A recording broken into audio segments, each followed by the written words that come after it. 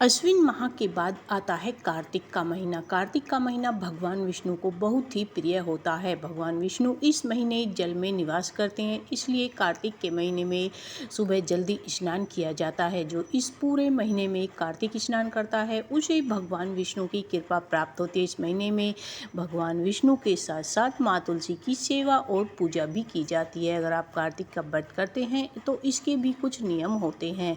कार्तिक का व्रत करने वाले व्यक्ति को अन्नदान देना, गायों को घास देना और इस दिन दूसरे के अन्न, दूसरे की सैया, दूसरे की। कार्तिक के महीने में अगर कोई व्यक्ति व्रत कर रहा है तो उसे ब्रह्मचर्य का पालन करना चाहिए। भूमि पर शयन और पत्तल में भोजन और दिन के चौथे पहर में एक बार अन्न खाना चाहिए। सूतक लगे हुए घर का बना हुआ 2 बार पकाया हुआ जला हुआ अन्न भी इस दौरान नहीं खाया जाता। इसके साथ ही कार्तिक में तेल लगाना, खाट पर सोना, दूसरों का अन्न लेना मना है। गृहस्थ पुरुष रविवार के दिन सदा ही आंवले के फल का त्याग करना चाहिए। ऐसा कहा जाता है कि जो इस व्रत को करता है वह भगवान विष्णु के लोक को जाता है। साल 2025 में कार्तिक का महीना जो है 8 अक्टूबर बुधवार से शुरू हो रहा है। इस महीने में कई महत्वपूर्ण व्रत और त्यौहार भी आते हैं। भगवान विष्णु इस दौरान योग निद्रा से जागते हैं, जिससे यह महीना और भी पवित्र हो जाता है। कार्तिक के पावन महीने में भगवान विष्णु और माँ तुलसी मैया की सेवा की जाती है। इससे साधक को जीवन की सभी परेशानियों से छुटकारा मिलता है और जीवन में सुख, समृद्धि और खुशहाली आती है। सभी मनोकामनाएं भी पूरी होती है। कार्तिक महीने को लेकर कुछ विशेष नियम होते हैं जिनका पालन करना अनिवार्य होता है। अक्सर लोगों का सवाल होता है कि इस महीने में क्या करना चाहिए और क्या नहीं करना चाहिए। ऐसे में अगर आप भी कार्तिक के महीने के नियम के बारे में जानना चाहते हैं तो यह वीडियो आपके लिए बहुत ही खास होने वाली है।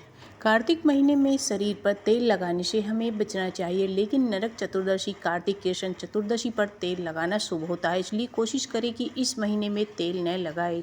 इस महीने में उड़द, मूंग की दाल, मसूर की दाल, चना दाल, मटर, मांस, मदिरा आदि का सेवन नहीं करना चाहिए। इसके अलावा कार्तिक माह में बैंगन और करेला खाना भी वर्जित होता है, यह अच्छा फल नहीं देता है। अब बात कर लेते हैं कि कार्तिक के महीने में हमें ऐसा क्या करना चाहिए कि भगवान विष्णु और तुलसी माँ का हम पर आशीर्वाद बना रहे। तो इस महीने में स्नान दान का बेहद महत्व होता है।